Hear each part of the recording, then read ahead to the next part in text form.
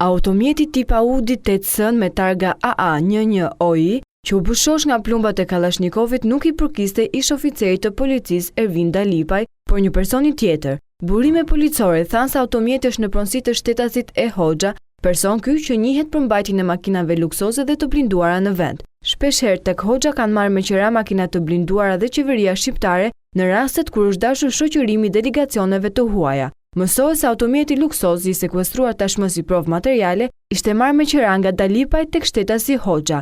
Një fakt të tillë e ka konfirmuar edhe vetë ai ku gjatë marrjes në pyetje nga policia e Durrësit, ai ka pohuar se automjetin e kishte lëshuar me qira një personi tjetër, por nuk dinte se makina përdore nga i kërkuar nga drejtësia shqiptare, shtetasi Ervin Dalipaj. Sipas policisë, Hoxha një vit më parë kishte dhënë me qira dhe një automjet tip Forestrat të blinduar shtetasi tashmë të vrarë Elton Çiçës. Ky i fundit nga frika hakmarrjes dhe rënjes në një atentat me armë, kishte marrë masa duke u siguruar me një automjet të blinduar. Por në fakt, vrasësit e qelluan pikërisht në ambientin e një lokali në zonën e ish bllokut dhe jo kur ndodhej brenda në makinë. Ndryshe nga Forestrata e Çiçës që ishte blinduar, Dalipaj lëvizte ditën dhe natën me një Audi 8S që nuk ishte blinduar. Plumbat e Kalashnikovit e kanë shpuar të gjithë gabinën e automjetit duke marrë jetën dy personave që ndodheshin në të, Ervin Dalipaj dhe Eugin Dauti.